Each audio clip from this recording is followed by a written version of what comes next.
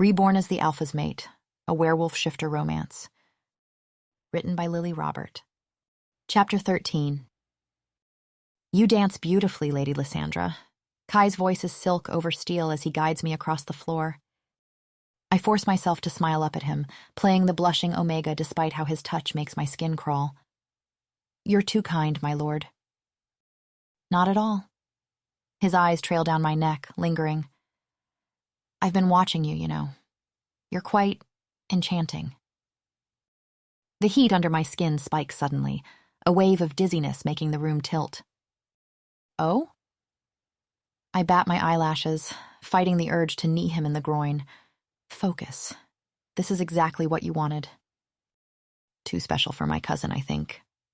His hand slides lower on my back. Too precious. Gods, I'm so uncomfortable. The silk of my dress scrapes like sandpaper, each brush of fabric sending sparks of almost pain through my body. You feel feverish. Kai's hand slides up my bare back, and smell absolutely divine. I sway, my legs threatening to give out. Kai's arms tighten around me, and even that simple touch is too much. My skin practically sings with oversensitivity. A whimper escapes before I can stop it, my body trembling with a need I don't understand. Everything feels wrong, the air too thick to breathe, my clothes too constraining, my skin too tight. But worst of all is the growing ache deep in my core, a desperate emptiness that makes me want to cry. Where is Rafe? Why can't I smell him anymore? I don't feel well. The words come out slurred, my thoughts growing foggy.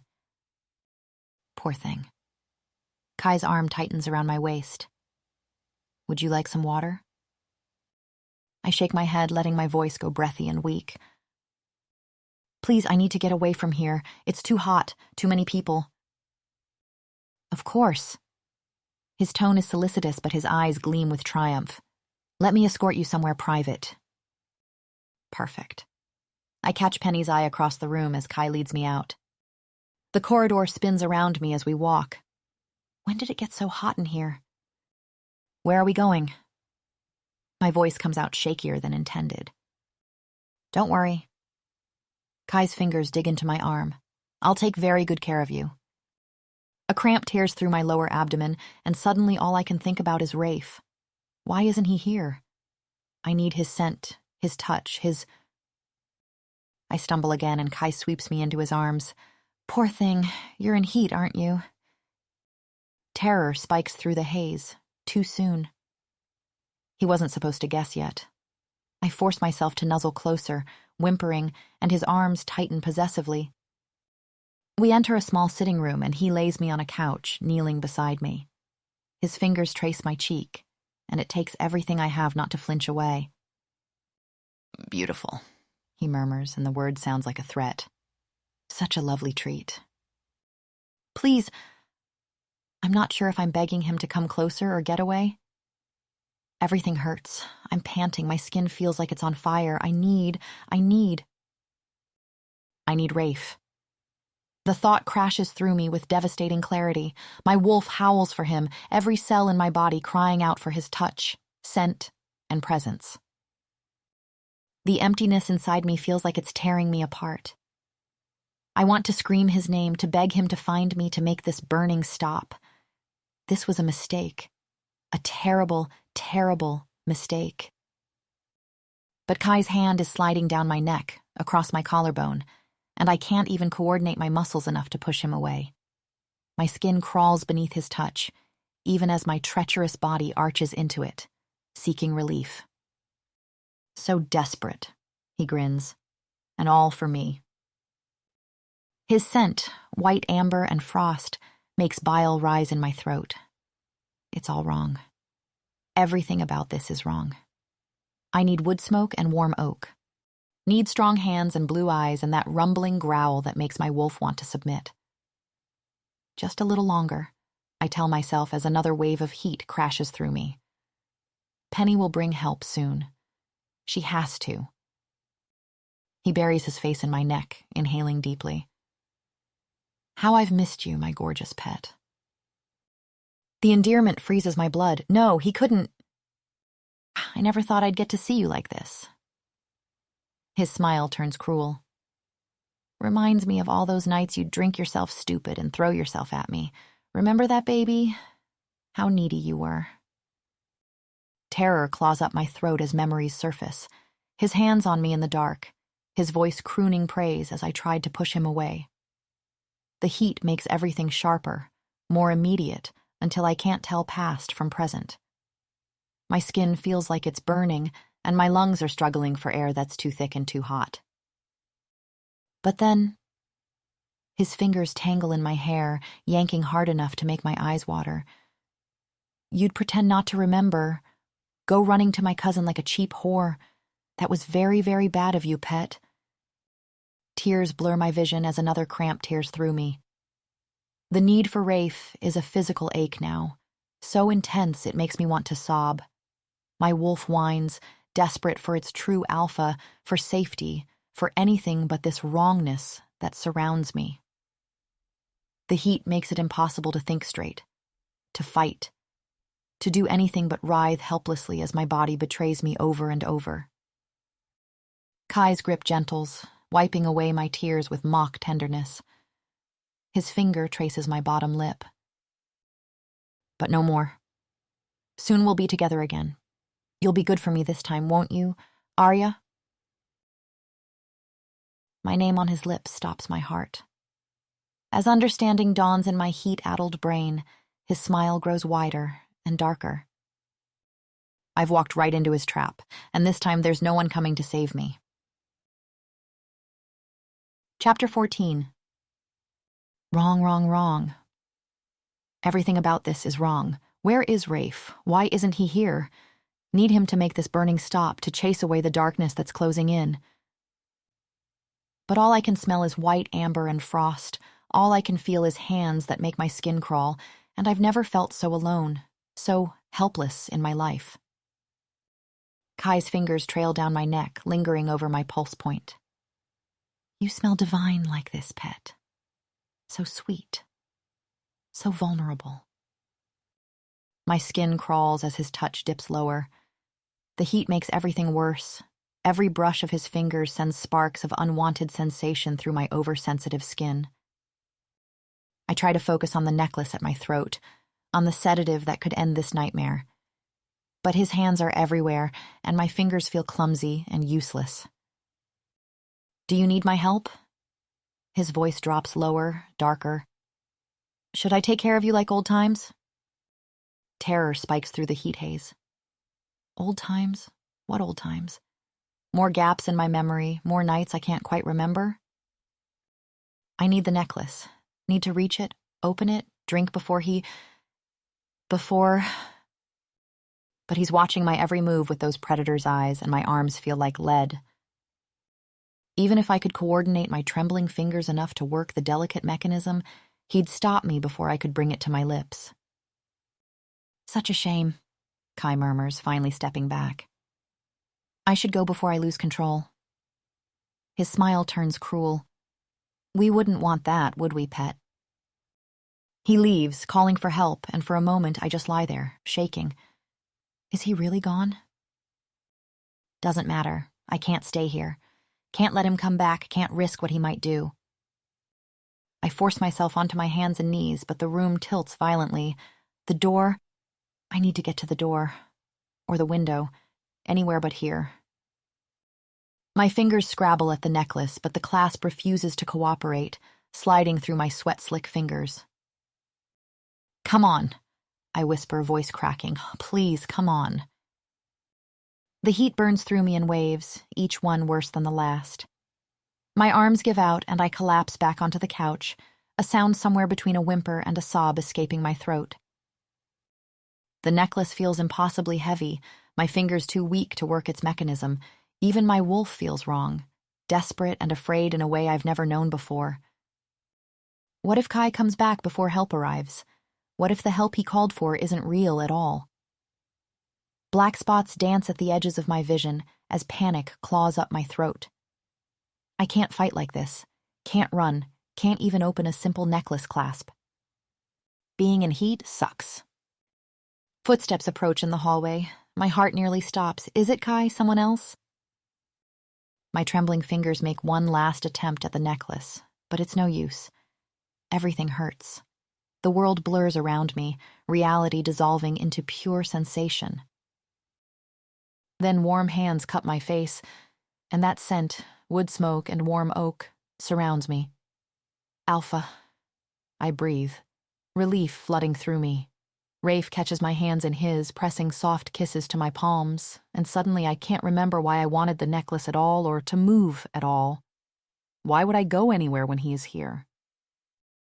His scent wraps around me, making the pain inside me ebb just a fraction, but not enough. What's wrong? Rafe's voice is tight with concern as he cups my face. You're burning up. I shudder as his nose trails along my throat, inhaling my scent.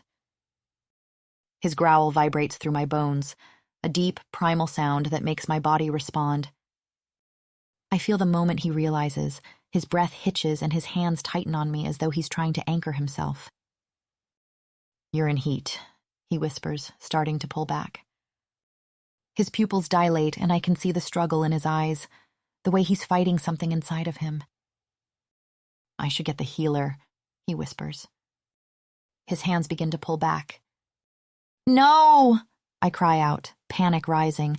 Don't you dare leave me. I won't. He wraps me in his arms, but I can feel him fighting his instincts. It's going to be okay, we'll get through this. Is he seriously planning to cuddle me through this or something? I sob at the thought. This won't do.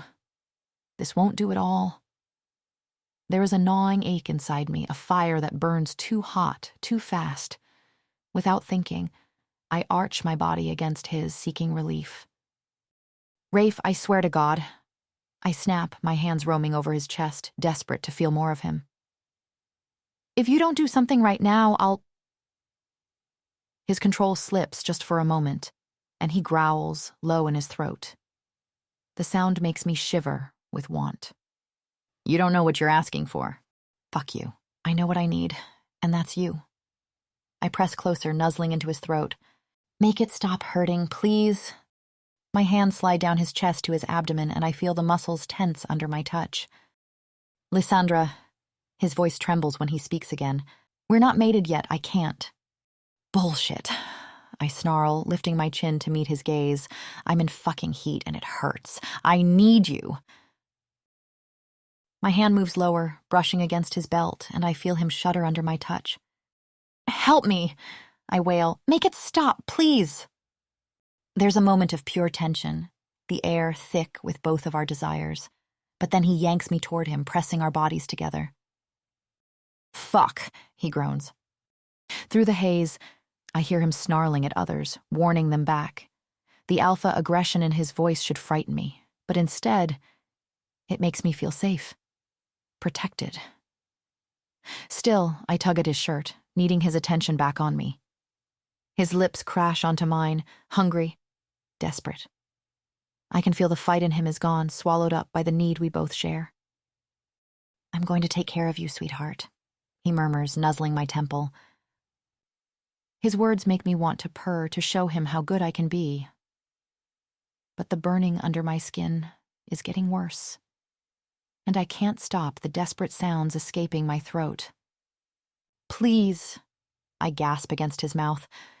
Rafe, I know exactly what you need. His voice drops lower, rougher. His lips find mine, gentle at first, then not, as pure need overwhelms us both, his hands brushing against my back, spreading warmth. He pulls back just enough to shrug off his jacket, and I nearly sob at the loss of contact. Just for a moment, he soothes. Need to feel your skin against mine.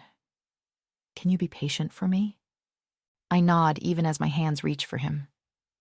He lets me pull him closer, his hands slipping beneath the straps of my dress. I gasp as the fabric slides off my skin, leaving me exposed to him. His gaze sweeps over me, dark and ravenous. Gorgeous, he growls, taking me in. Absolutely fucking beautiful. How did I get so lucky? I arch into him, desperate for more. If I'm so gorgeous, I whine. Do something about it. His smirk becomes downright predatory. As my lady commands, he murmurs, his voice so rough it makes me shiver. Let me take care of you. I nod, throbbing as he slowly, finally trails his mouth over my curves, kissing, licking, tasting. His hand slides down my waist. He presses his lips against sensitive skin, and then his finger moves lower, teasing. I gasp, my back arching into him. It's everything. Every brush of his thumb, every sharp jolt of pleasure, it's everything and yet not enough. Never enough. My body cries out for my alpha. Shh, darling, he murmurs against my ear. His lips find my throat again, sucking gently, as his thumb, rough and coarse, works its magic. Slow, deliberate movements, circling and massaging, so good. And Rafe's voice, guiding me, coaxing me, his scent, his own need. Oh, God, I moan. My toes curl as the pain, the ache begins to shift into something else. Something much better, something wonderful. Rafe, I wail, unable to stop myself. My pleasure builds, wave after wave, and I need him to know how amazing it feels, how good he is to me, and how I need more. Always more. I pull on his hair, coaxing him, and his mouth moves lower, kissing the inside of my thighs, so soft and tender, and then I nearly come undone right then, as his tongue flicks against me. God, this feeling, his mouth, his hands, it's everything I've ever needed. I cry out, unable to stop myself, as the first wave of completion crashes over me. The ache in my body becomes a relief so sweet I'm crying with it, whimpering for more. I don't want it to stop. Luckily, neither does Rafe, who continues to kiss, lick, and touch, worshipping every inch of my skin. He guides me, slow and steady, coaxes me into another spiral of pleasure, and another, until I can't do anything but feel. His hands, his mouth, they make everything right. He makes me feel like I'm everything, like I'm his.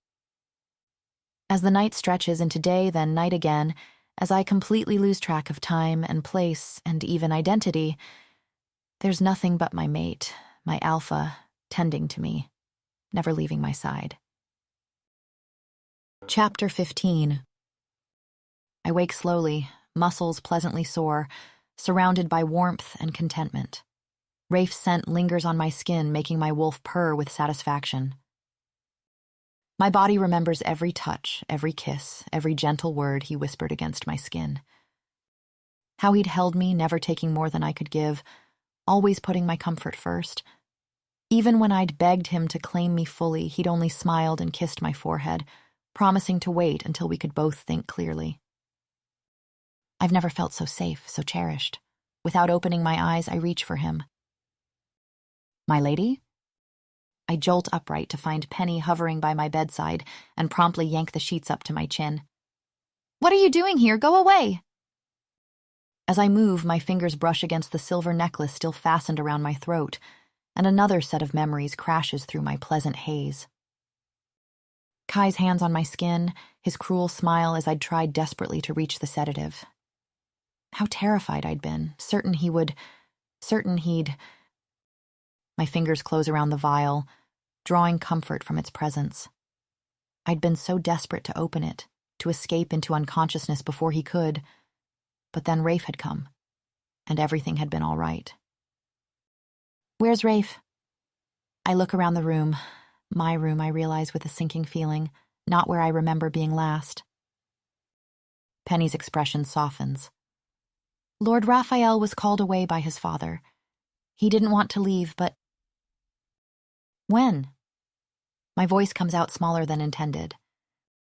A few hours ago. You've been asleep for nearly 2 days. The healer said it was normal after such an intense heat, but he was quite worried. 2 days? My mind spins, trying to process everything. Rafe taking care of me, staying with me, carrying me back here. A smile tugs at my lips as I remember his gentleness, his complete dedication to my comfort. He could have taken advantage, could have claimed me fully while I was desperate and willing, but instead, he'd only... Ice floods my veins as another memory surfaces, Kai's cruel smile, his words cutting through the heat haze. Soon we'll be together again. You'll be good for me this time, won't you, Arya? Oh gods, he knows who I am. My hands shake as I throw back the covers. I need to find Rafe, now. My lady, you should rest. No time. I grab the first dress I see. Help me get dressed. Has Kai told him already? Does Rafe know the Omega he cared for so tenderly is his enemy? The thought makes me sick. He deserves to hear it from me, not Kai. Deserves to know the truth before deciding if he still wants me as his mate. Not that he will. What alpha would want Arya Storm as their Luna? I'm barely educated, rough around the edges, and more comfortable with weapons than politics. Nothing like the refined Omega he deserves. But I have to tell him, have to warn him about Kai's plans before it's too late. Lord Raphael is in a meeting with his father. One of his guards tells me when I finally track him down. But I'll let him know you're looking for him as soon as he's done. I'm heading back to my quarters, mind racing with how to tell Rafe the truth when a familiar scent stops me in my tracks. Forest pine and rain. A scent I'd know anywhere. Pete? I whisper, turning slowly. He steps out from behind a column, that crooked grin I know so well spreading across his face. Hey there, Demon Wolf. Oh my gods. For a moment, I forget everything, all the betrayal, all the pain, because this is Pete. My battle brother. The one who always had my back, who made me laugh even on our darkest missions. Before I can stop myself, I throw my arms around him. He catches me with a laugh, spinning me around like he used to after successful raids. Look at you. He sets me down, shaking his head in wonder. All dressed up like a proper lady, though I have to say being tiny suits you. Shut up. I punch his arm, grinning despite myself. What are you doing here? It's dangerous. His expression sobers.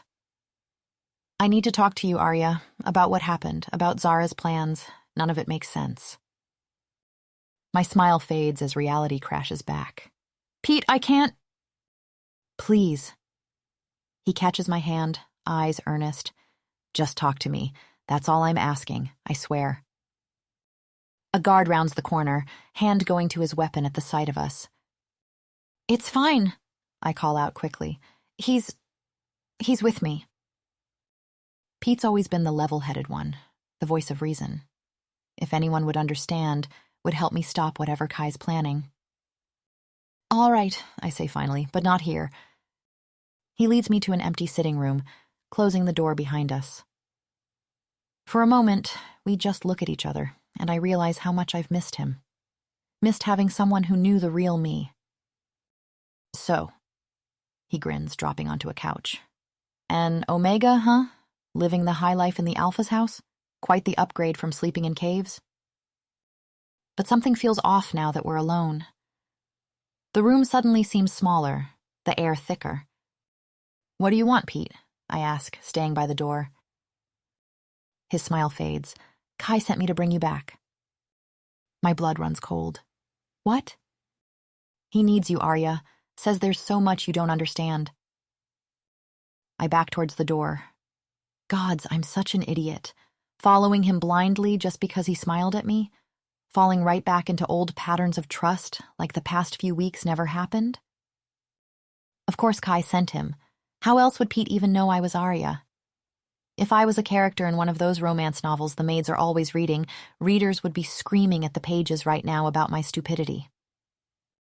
But it's too late for those realizations. I'm already alone with him in an isolated room, and something feels off now. The space suddenly seems smaller, the air thicker. Pete, I begin, slowly, you don't understand what Kai did. He had his reasons. He murdered me. Just let him explain. I bolt for the door, but Pete is faster. His arm locks around my waist as something sharp pricks my neck. "I'm sorry," he whispers as darkness creeps in. He said this was the only way. The last thing I feel is my heart breaking all over again as another friend betrays me. The world goes black. Chapter 16. I wake to fingers trailing down my cheek. "I've missed you so much, pet." That voice, that scent, white amber and frost. My eyes snap open to find Kai sitting beside me on a bed, smiling down at me like nothing's wrong, like he didn't murder me, like we're still what we used to be. I lunge forward, teeth sinking into his hand hard enough to draw blood. When he jerks back, I slam my forehead into his nose with a satisfying crunch. He laughs, blood dripping down his chin. Actually laughs, gathering me into his arms despite my struggles. Gods, I've missed this fire. Missed me? I thrash against him, rage burning through my veins. "You murdered me, you double-crossing, two-faced psychopath." I hit every part of him I can reach, screaming out weeks of betrayal and grief. He lets me, taking the blows with that same infuriating smile until my arms start to shake. "Enough, pet." He catches my wrists easily. "You'll hurt yourself, you're so delicate now." "And whose fault is that?" I snarl, voice cracking. "You did this. You killed me. If by some miracle I hadn't ended up in this body..." "And who do you think made that miracle happen, pet?" The words stop my heart. "What are you saying?" He squeezes my hands, eyes fever bright. "I'm sorry, Arya. I hadn't anticipated we'd be apart for so long. I thought I'd get a chance to explain everything earlier, but that idiot cousin of mine has had his eyes on me the entire time." "Shut up." My head spins. "You're not making any sense." "Then let me make sense." His voice takes on that familiar tone, the one he'd use whenever he wanted me to really listen. "I want to tell you everything. Will you hear me out?" "I don't want to." Gods, I don't want to hear anything he has to say, but I'm tied up and trapped, and maybe if I let him monologue, I'll find a way out of this. I nod. "Unlike you," he begins. "I've always known what my mother was, a liar, a manipulator hungry for power. She doesn't love me, Arya. She never cared for you or any of the pack. She's just very good at making everyone feel special and powerful. That's how she got my father to mate with her." "Wyatt?" I ask. "Micah's brother?" He nods, expression darkening. "She turned him against Micah, convinced him no one could be trusted but her. Uncle Micah killed my father because he had no choice." The world tilts sideways. "Are you saying Micah is the good guy?" "There are no good guys." His lip curls. "Just people. People with agendas and wants. We're all selfish beings on this earth, Arya." I think of Rafe, of his kindness, his honor, but keep that to myself. "I'm selfish." Kai's fingers dig into my skin. Mother always wanted me to save myself for a noble marriage, make a good alliance, but I didn't care about that. His hand cups my cheek, and I'm too stunned to move. "I wanted you. Us." There is no us. There never was. I've only ever seen him as a brother and never felt any attraction, but the way he's looking at me now, there's something dark there, something hungry I've never noticed before. "You have no idea how many nights I had to stop myself from claiming you." His voice turns feverish. "I knew it wasn't the right time, but gods, the way you'd look at me, touch me. You really love me, don't you, baby? For real." He yanks my hair, making me gasp. "You could be so cruel sometimes, punishing me for holding back. Remember all those nights at the border taverns?" His voice drops lower. "How you'd get so drunk, dancing with other wolves, letting them touch you, crawling into my bed after, begging for attention." His fingers dig into my arms. "Or those parties where you deliberately flirt with my warriors, knowing I was watching, making me crazy with jealousy while pretending you had no idea what you were doing." I don't remember any of that. There were a few casual flings, sure. Some nights of drinking to forget the blood on my hands. Oh gods, the blackouts. Those mornings I'd wake up feeling wrong, telling myself I must have had fun because why else would I? And then my cousin. Kai snaps and his grip turns bruising. Jesus, Arya, you really went too far with that one. But I wasn't trying to do anything with Rafe. I'd had feelings for him for so long without even realizing it. I'd been such a blind fool. I knew the day would come when you'd be mine. His eyes gleam with possession. I'd become alpha instead of Rafe, and I'd be free from Zara's hold. Free to have you. His expression darkens. But then she came to me, told me about a pact she'd made on my behalf, a binding one without even consulting me. A pact? I ask. A wish. He meets my eyes, deadly serious, with a dark magician. It sounds insane, but then again, what else could explain my waking up in another body? Mother worried we were growing too weak to overthrow Micah directly. She needed a way to do it covertly. My mind races. Did she make a wish for me to take over Lysandra's body? To help destroy the pack from inside? No. His smile turns cruel. I made that wish for you, after Mother ordered me to kill you. The casual way he says it, like my death was somehow harder for him than me, makes me want to scream. And why would she want me dead? To help me infiltrate the pack, gain Rafe and Micah's trust. You were our best warrior. Everyone knew of our bond. Mother argued you were the best candidate. His thumb traces my lip. She wasn't wrong. Bile rises in my throat. Obviously, I wasn't going to let her take you from me. He says it like this makes him noble. I knew about the magician and his power. Mother had made a similar wish on my behalf, so I went to him and asked for your soul to enter Lysandra's body upon her death. His jaw clenches. And I was going to tell you, but that idiot Omega had to go drink poison before I had the chance. Thank God Willa caught on and warned me Lysandra was seconds from death. I didn't have time to explain. For your soul to enter hers, you both had to die at the same time. That was the condition. Well, one of them. The other was giving up what I loved most. My head spins with questions. Where did Zara find this magician? What other conditions were there? What did Kai mean about what he loved most? But one question burns brighter than the rest. Then, what did your mother wish for? I told you. His smile widens. Almost the same thing I did. It's how I got the idea in the first place. Meaning? I whisper. Meaning she wished for my soul to enter my dear old cousin's when he dies. Kai gloats. Well, when we both die, that is. Though, as you've gathered, only Rafe's death will be permanent. Horror crawls up my spine as Kai's smile turns triumphant. And you, Arya, he concludes, are going to help me kill him.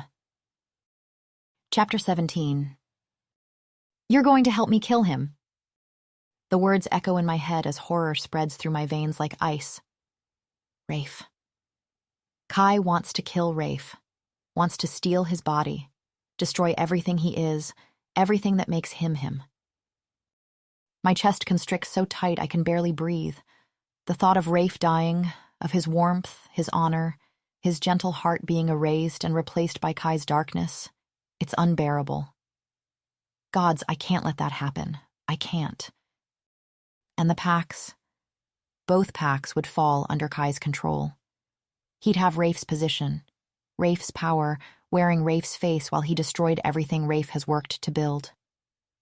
The thought makes me physically ill. They have to die at the same time for this twisted wish to work. And somehow, Kai wants me to help, wants me to participate in destroying the man who showed me what real kindness looks like, what real strength means. I study his face, the absolute confidence in his expression, the way he's watching me like my cooperation is already guaranteed. After everything he's done, Murdering me, treating me like property, orchestrating this whole nightmare. He really expects me to just fall in line. Wait. The realization hits like lightning. He's not just confident, he's certain. Even now telling me his plan to murder Rafe. Kai shows zero doubt that I'll obey. He truly believes I belong to him, that I'll always choose him, always be his loyal pet. That fucking idiot. I could use this. Play into his delusion, make him think he's won, and then I'll show him exactly what this pet can do. I just need to know what he has planned. How? I let my voice waver. How am I supposed to help you? This body can't fight anymore, Kai. His eyes gleam with triumph. Gods, you have no idea how alphas work, do you, pet? Rafe just shared your heat with you. I guarantee he's wrapped around your little finger now. His face contorts with rage. Why did you think I let it happen if not to get rid of him for good? Let it happen? I nearly snort. As if he had any choice in the matter. His hand wraps around my throat before I can stop myself from rolling my eyes. I wasn't going to let him live before, but after he's had you? His grip tightens. Not a chance, baby. He's going to die. And it's going to hurt. Asshole fancies himself in love. He never said he was in love. The words burst out before I can stop them, my heart twisting. If he isn't, then he's in lust and won't see it coming. That's what matters. His gaze turns dark with possession as his fingers trace my lips, pushing into my mouth. Every instinct screams to bite down, but I force myself still. Everything depends on this. He has to believe I'm his loyal pet again, or he'll use me against Rafe anyway. I need to keep some kind of advantage when this all goes down. You've been such a fucking pain to get to, pet. His smirk makes my skin crawl, but you'll make it up to me, won't you? After this is over, when you're my Luna. When he kisses me, it takes everything I have not to vomit. I go somewhere else in my mind, like I used to during the worst battles. Outside my body, away from the wrongness of his touch. His hand cups my breast and... No. There are limits to what I can fake. If you want me to keep Rafe's trust, I force my voice light, cocky like my old self. It might help if I don't show up smelling like another. He hesitates, clearly wanting to argue. We'll have all the time in the world when this is over. I meet his eyes, then kick him in the shin, playful the way I used to. But if you think for a second you're not the one who's going to make it up to me, Alpha... His eyes light up as he pulls me close. There she is. Welcome back, pet. Another kiss, and I picture him bleeding out slowly. So what's the plan? I ask, mimicking my pre-battle excitement. Simple. He retrieves a small glass vial from a nearby desk. You're going to get him alone for dinner, and then you're going to get him to drink this. What is it? Nightshade. My heart stops. Nightshade, fatal within minutes. The image of Rafe choking and dying while I watch makes me want to scream, to cry, to tear Kai apart with my bare hands. I see Rafe's gentle smile, feel the careful way he held me during my heat, remember how he honored even his enemy's death with dignity, and the thought of that light being snuffed out, being replaced by Kai's cruelty. No, I won't let it happen. I can't let it happen. The mere possibility of failing, of losing Rafe forever, makes me feel like I'm being torn apart from the inside. But I can't break. Not now. His life depends on me playing this perfectly, no matter how much it hurts. And not just his life. The whole pack's future hangs on this.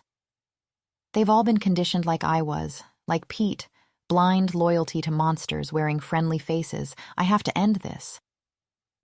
All right, I nod, Nightshade in his drink. My mind races through possibilities. I could tell Rafe, have him arrest Kai, but would anyone believe me? And even if Rafe did, there's no guarantee we'd catch Kai. If he escapes. And what will you do? I keep my voice carefully curious. How will you know when it's done? His smile widens. Oh, I'll see it with my own eyes. I'll be having dinner with you. Of course. He's not stupid enough to leave this to chance. He only gets one shot at taking Rafe's body. He won't risk me warning him. I might still find a moment to signal Rafe somehow, but the risk. If Kai gets away, he could just find another magician, make another wish. Have Rafe taken and killed before I can stop him. I need backup plans, multiple ones, and I need them fast. Wait. Kai moves to a desk, retrieving an ornate silver ring.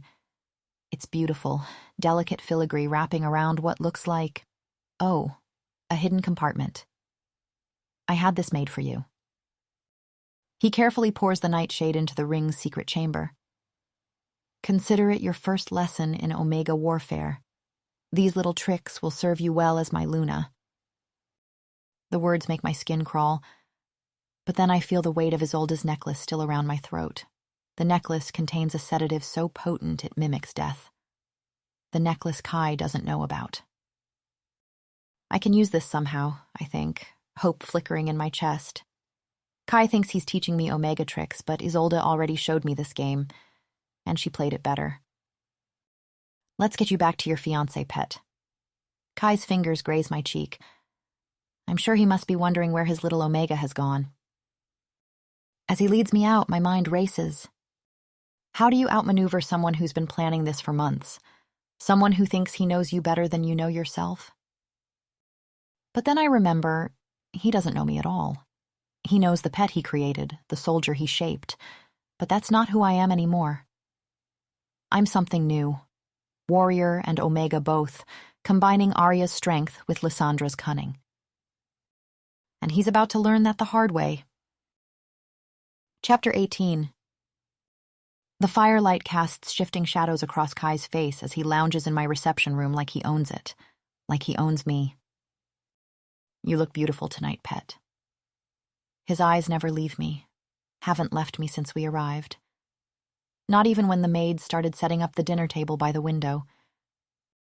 I force myself to smile, to play my part, but my fingers itch to touch the necklace at my throat.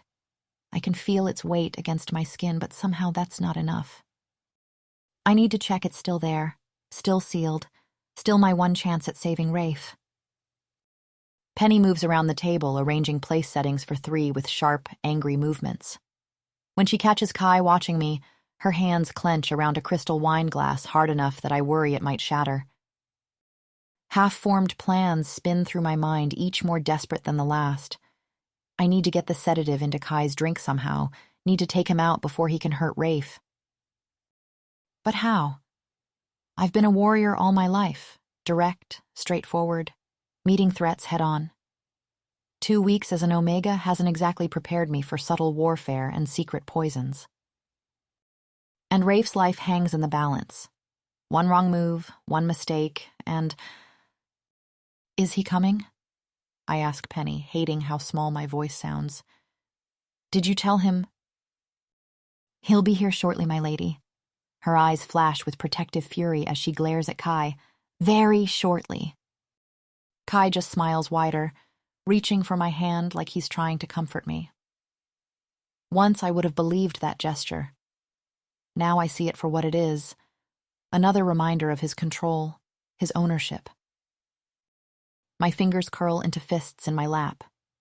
If nothing else works, if I can't figure out how to outmaneuver him, I'll tell Rafe to run. I'll find some way to warn him, to get him away from here. I cling to that thought like a lifeline. A knock at the door makes my heart stop. Rafe enters, and the sight of him steals my breath. Tension radiates from his broad shoulders, his scent sharp with concern. The moment his eyes find me, something in my chest unclenches. I rise without thinking, drawn to him like a magnet, and his whole body seems to lean toward me in response. One step, that's all it would take to be in his arms, to feel safe again, to... Hello, cousin. Kai's voice cuts through the moment like a blade. He hasn't moved from his chair, legs crossed casually, but his smile promises violence. So glad you could join us. Why is he here, Lysandra? Rafe's voice is careful and measured. Not angry, though, I note with surprise, but wary, like he's trying to piece something together. The words I have to say next feel like broken glass in my throat. I invited him. His eyes, stormy blue and beautiful, search my face. I love you, I want to tell him. But I can't. Not now. Maybe not ever. You told me before you were tired of this everlasting war between your people. Remember? I reach for his hands, needing him to understand something I can't say. Your cousin told me the same thing. I force myself to turn to Kai and give him a brief nod. Lady Lysandra speaks the truth, cousin. Kai's voice is honey over poison. I came to your father, to you, to end this war. I know you don't trust me, but you and I share the same goal. Even if that were true, Rafe's face closes off, eyes going winter cold. Even if we did serve a similar cause, it's clear our approaches aren't the same. And how would you know? Kai crosses his legs, resting his chin on his knuckles with perfect ease. You barely let me speak in those meetings with your father. You have no idea what I know you killed Arya Storm to get where you are now, and she was your friend. Rafe's voice cracks with barely contained fury.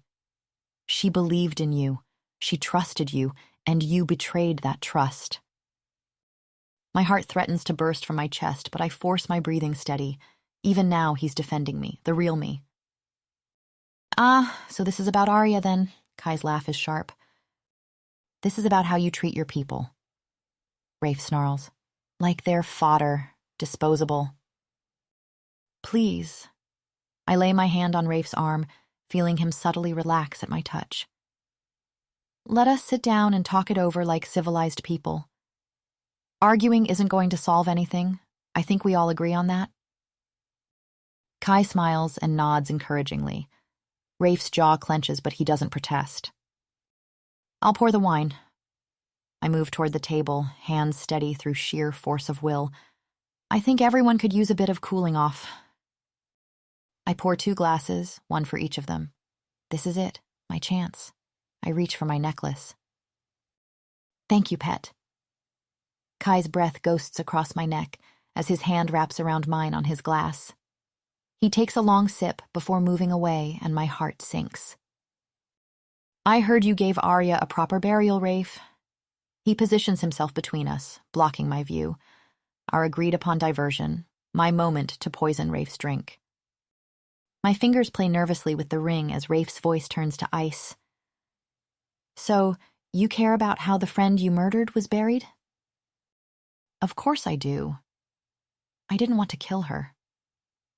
Kai's eyes snap to me. A clear signal. Do it now. But I had no choice. I knew it was the only way your father would listen. He keeps Rafe's attention focused on him. And Arya understood that. Rafe goes pale. She understood that? Of course. She was loyal to the cause, loyal to me. Another glance my way as I fidget with the ring. Now or never. But I can't. Rafe keeps looking at me, and I can't. She gladly died at my hand. Kai's voice drops lower, crueler. Her last words were ones of love. You see, Rafe? His eyes glint with malice. Arya and I weren't just friends. She was my lover. My hands shake around Rafe's wineglass as Kai's voice turns vicious with false intimacy. She'd come to me every night, he says, eyes locked on Rafe. Beg for me. You should have heard the sound she'd make, cousin, the way she'd whimper my name. Stop, I murmur, and my voice cracks, but he talks over me.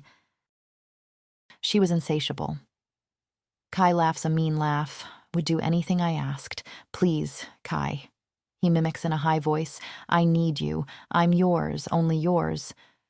The crack of Rafe's fist connecting with Kai's jaw is beautiful. In the chaos, I finally manage to open the vial, pouring its contents into the glass with trembling fingers. How dare you speak of her like this? Rafe radiates fury as I hurry between them, wineglass still in hand. I knew it, Kai laughs through bloody teeth. You loved her, didn't you? You loved Arya. This is why you won't give me a chance. I freeze, breath caught in my lungs, and meet Rafe's eyes. His rage softens into something else entirely. Yes. His voice is achingly gentle as he looks at me. Really looks at me. It's true. I did love her. I shake my head in confusion. What did he just say? It can't be? Rafe can't possibly have loved Arya. How can that be? Warrior Arya, who'd fought him tooth and nail, who challenged him, defied him, and made his life hell. My chest feels too tight. I see flashes of every clash, every battle, wondering how many of those moments he'd looked at me and felt. I love you, Arya, Rafe murmurs, meeting my eyes. The world stops, because he's not speaking of the past. He's looking right at me, at this body, at who I am now. With such raw tenderness it steals my breath. His eyes hold mine like he knows. I feel faint. Rafe smiles. I love you, he repeats, reaching for my hand. I can't move. How? The word comes out broken, desperate. 100 questions in one. How did you know? How could you love who I was? How can you still want me now? His smile. Gods. His smile. It holds every chase across territory lines, every breathless fight, every moment we thought we were enemies but were really falling in love. His hand reaches for my face with such yearning it makes my heart ache. Arm locks around my throat, steel pressing against my skin. Don't move. Kai says, his voice vicious. Don't make a sound or I cut her throat. Rafe's eyes turn molten gold as he snarls, but Kai just pulls me closer, pressing the blade until I feel warmth trickle down my neck. Put the glass down, he tells me. I set it carefully on the floor. Don't move. Kai's voice is silk over steel as he addresses Rafe, and don't even think of calling for your people. The knife bites deeper, pulling a gasp from my throat. Pick it up, Kai commands. Rafe kneels slowly, his eyes never leaving mine. I want to scream at him to run, to call his guards, to do anything but what Kai wants, but if I warn him, if Kai realizes I've betrayed him... Don't you dare call for help. Kai's grip tightens. Just drink the glass. You won't kill her. Rafe's voice is steady. You love her too. The blade pressed harder. I'd rather see her dead than let you have her. The raw truth in Kai's voice makes me shiver. Try anything, and she'll be dead before your men can apprehend me. Rafe lifts the glass with excruciating slowness, every movement careful not to provoke Kai. Drink, Kai snaps. What is it? Rafe asks, but he's not asking Kai. His eyes find mine. What did you put in my drink, Arya? Tears blur my vision as I force out the words. Nightshade. Kai drives the blade deeper, drawing more blood. Drink it now or she goes, he growls. Rafe looks at me, at Kai, then back to me. I silently beg him to call the guards, to fight, to do anything, but... He drinks, every drop. A scream builds in my throat. Why? Why would he do this knowing it was poison? Kai's triumphant laugh fills the room as he releases me, spinning me into a violent kiss. Well done, pet. You did so well. You were perfect. He turns to Rafe with a sneer. You're such a fool, cousin, to die willingly for a woman who doesn't even love you. Rafe blinks, his face going pale, gaze growing unfocused. I told you. Kai circles him like a predator. His hand wraps around Rafe's throat. I told you she was mine. I warned you. Did you think because she shared her heat with you it meant she changed her mind about me? Arya loves me. You're nothing to her. Rafe's eyes find mine one last time, but they're empty now, lidded. A groan escapes him as his head rolls back.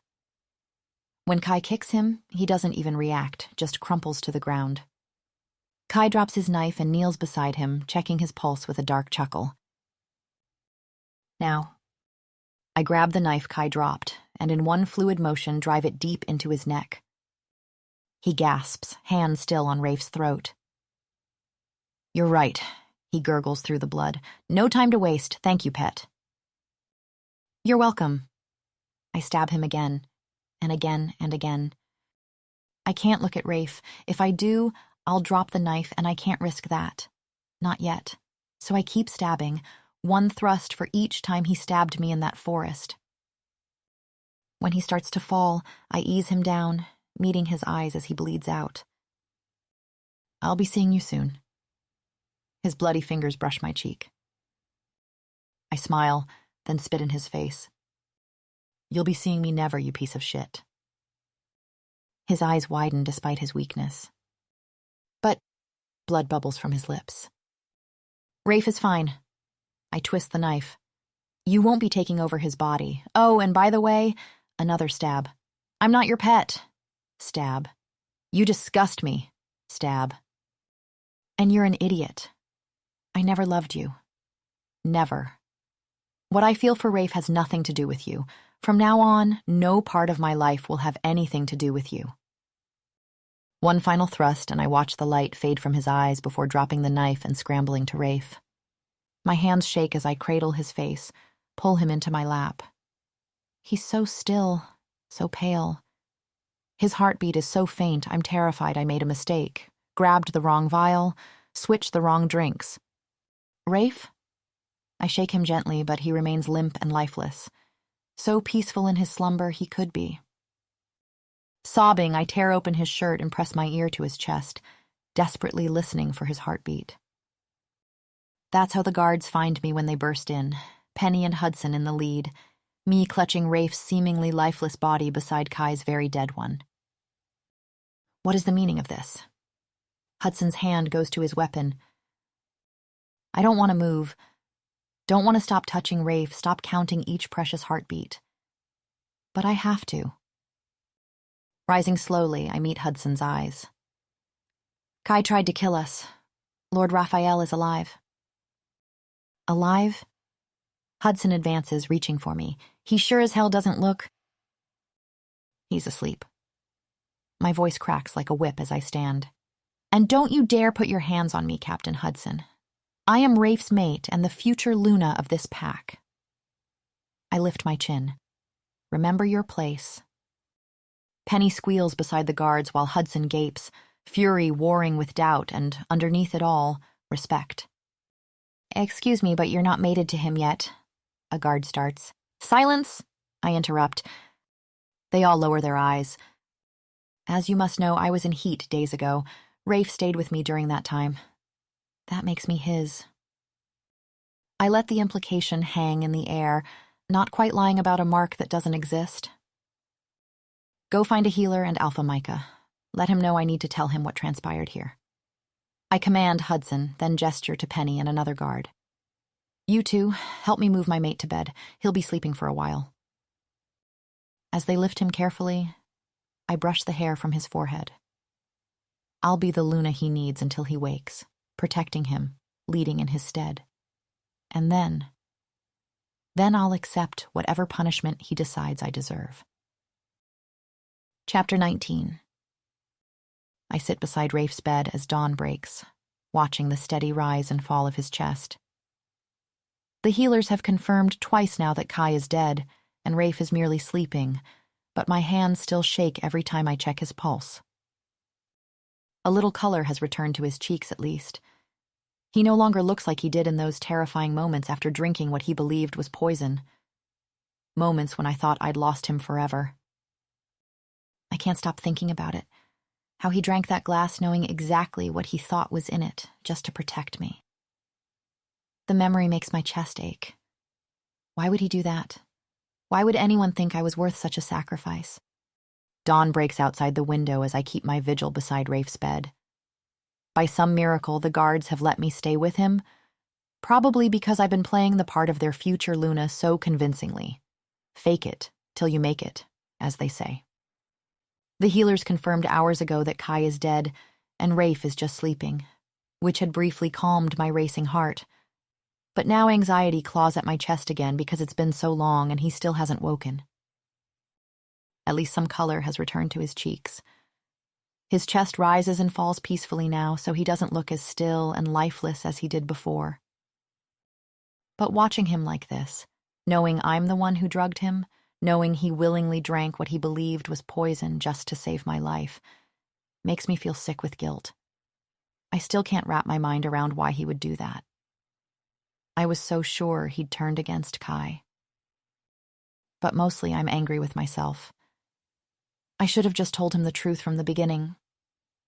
When he came to my room that first day, when he stayed with me through my heat, gods, from the moment I woke up in this body, I should have been honest with him. I lean down and press a gentle kiss to his forehead, silent apologies running through my mind. When I pull back, bleary blue eyes are looking up at me. Our gazes lock for just a moment before I grab the knife hidden under my chair and press it to his throat. 6 months ago, I slipped off that cliff edge in the Northern Territory, I say, voice shaking slightly. And you caught me, do you remember?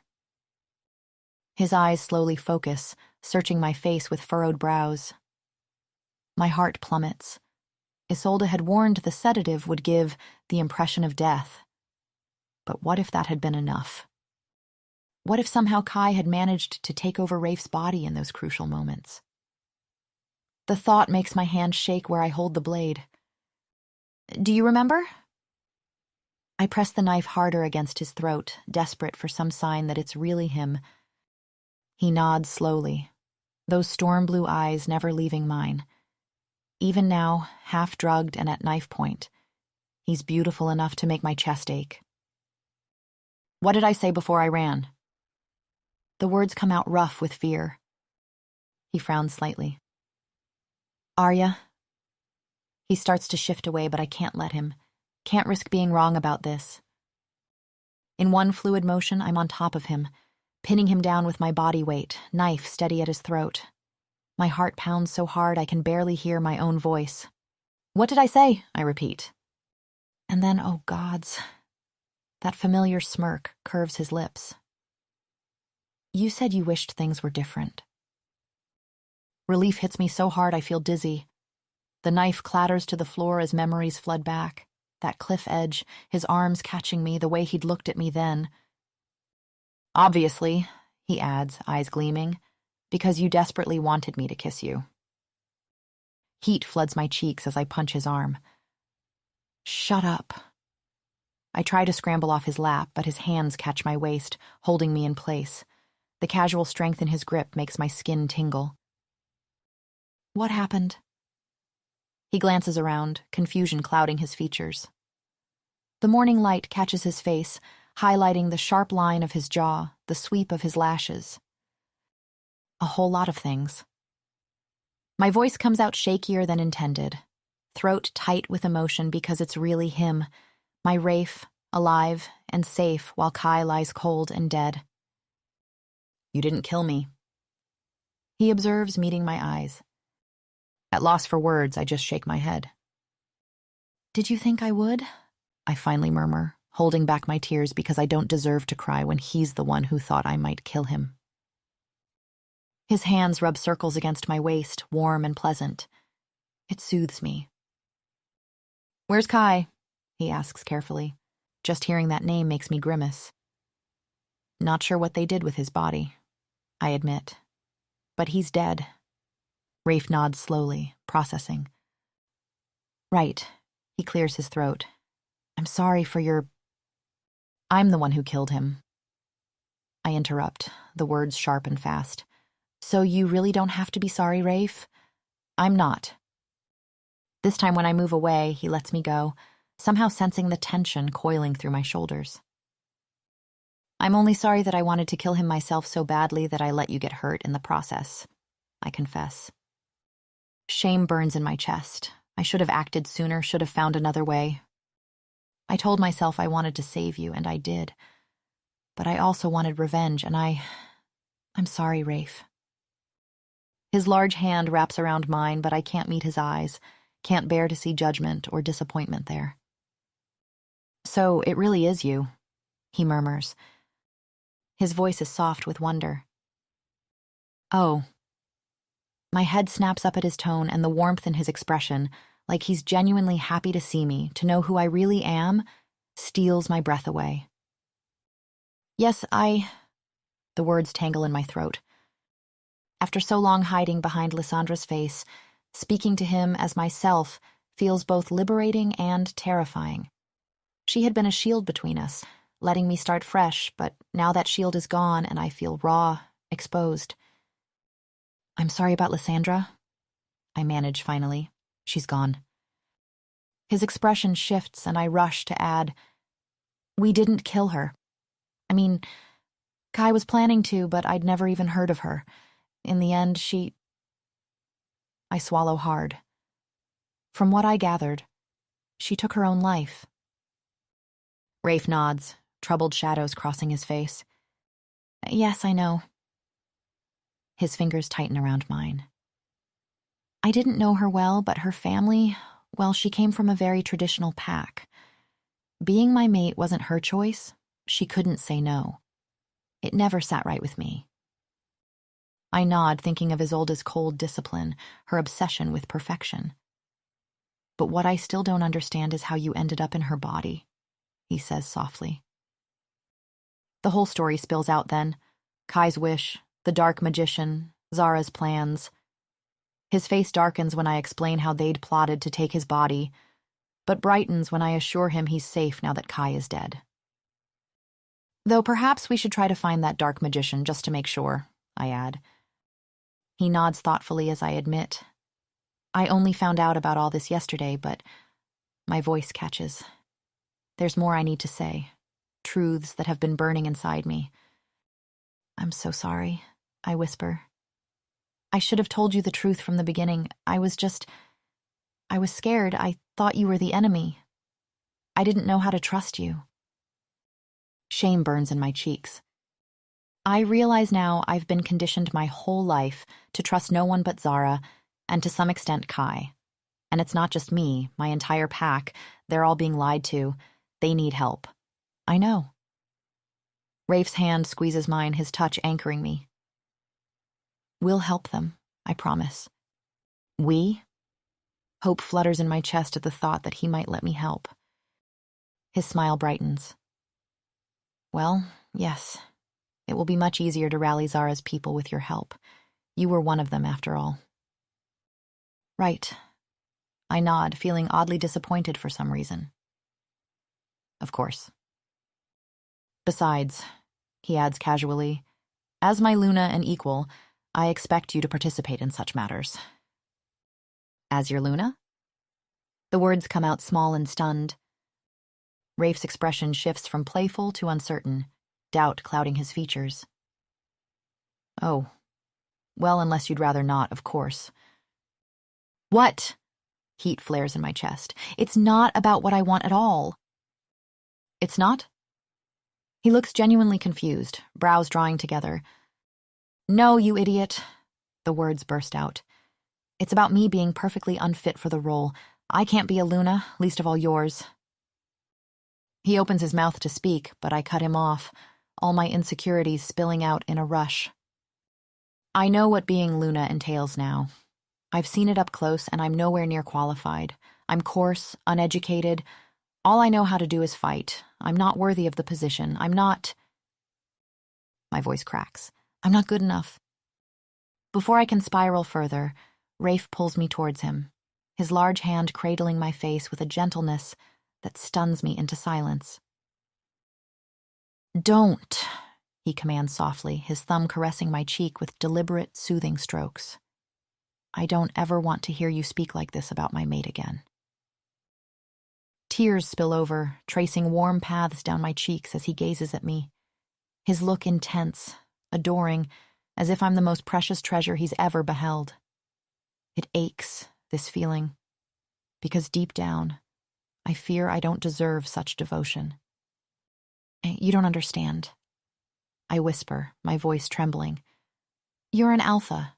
noble, but more than that. You're good, kind, and wise. You're perfect, Rafe. You deserve better than me. You deserve everything. His response is swift, a kiss that cuts off my protests, stealing my breath away. His lips claim mine with a passion that overwhelms, pulling me back onto the bed and pinning me gently beneath his strong frame. The weight of him, protective and warm, cocoons me in a world where I am wanted, cherished.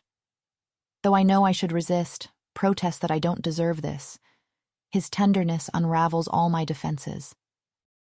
His kisses trail down my neck, each touch sparking trails of fire along my skin. "Do not speak about my mate this way," he repeats, his breath hot against my flesh. "Rafe." My protest dies on my lips as his hands explore, mapping the curves of my body with a reverence that sends shivers through me. His touch is both a question and an answer, leaving no room for doubt in his desire. "Do you love me?" he asks, pulling back to lock his gaze with mine, storm blue eyes intense and searching. The question steals my breath. I think of everything, all our battles, how he consumed my thoughts between each clash. How I fall asleep picturing those storm blue eyes, how I've memorized all his little habits, the way he absently runs his hand through his hair when he's thinking, how his jaw ticks when he's holding back a smile. I know I'd love discovering 1,000 more such details about him, but "I'm not Lysandra," I whisper, feeling exposed and vulnerable. "I may look like her and smell like her. Arya." His hand cups my cheek. "It's not Lysandra I love." The kiss he gives me is reverent, like he's worshipping me with each gentle press of his lips. His hands roam tenderly over me, each inch caressed as if to memorize, to cherish. Fresh tears well up in my eyes, not from sorrow, but from the overwhelming sensation of being so deeply loved. "Do you love me?"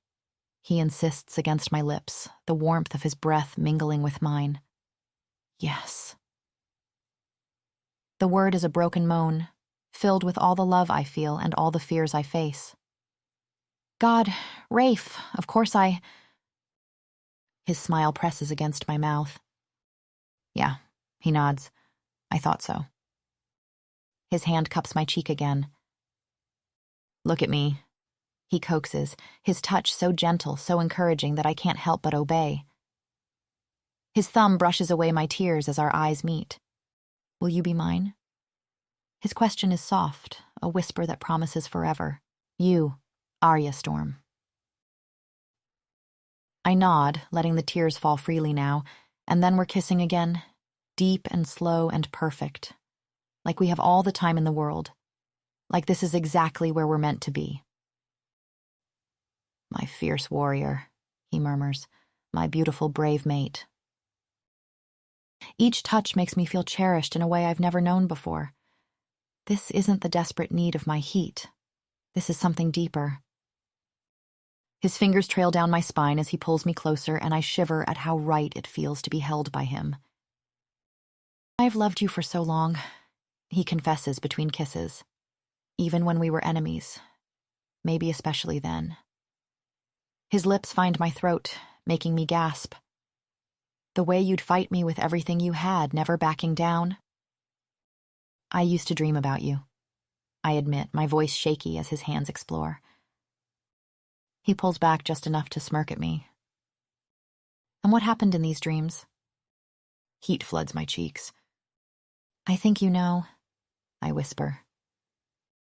His eyes dance with challenge. "Perhaps you should show me," he murmurs. His smile then. God's, his smile. It holds all the warmth of summer sunshine, all the promise of forever. When he kisses me again, slow and deep and perfect, I know with absolute certainty that this is where I belong. Epilogue.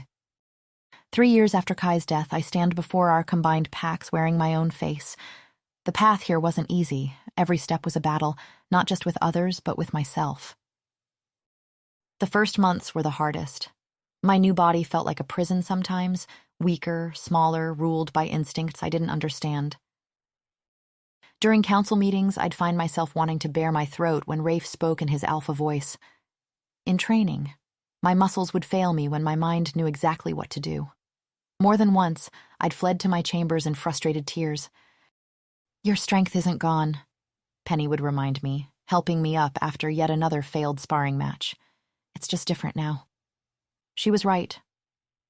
I learned to use my Omega instincts as advantages, to read emotions, to sense intentions, to command through influence rather than force. But gods, the adjustment nearly broke me some days. Then there were the whispers. Former rogues who couldn't believe their fierce warrior had become an Omega. Nobles who thought I wasn't refined enough to be Luna. Every raised eyebrow, every doubtful glance fed the voice in my head that said I didn't belong here. Rafe never doubted me, though. He'd find me training at dawn, determined to rebuild my strength, and instead of offering help, he'd just kiss me and say, "Show them all who you are." But the hardest struggle was with my own heart. Every time he looked at me with such love, every time he touched me with such reverence, I'd want to run.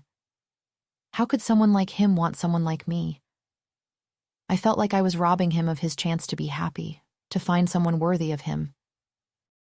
Even after we defeated Zara together, even after uniting the packs, even after proving myself as Luna, that doubt lingered. I'd wake from nightmares where he'd leave after finally seeing me as I saw myself, damaged, unworthy, stained by years of being used. "I adore you," he'd whisper on those nights, hugging me tight. "Please, just let me love you." But I couldn't. Not fully. Not until I learned to love myself first. It took years of healing, of facing my past, of learning that being Omega didn't make me weak, that being a warrior didn't make me unworthy of tenderness, of accepting that the things done to me weren't my fault.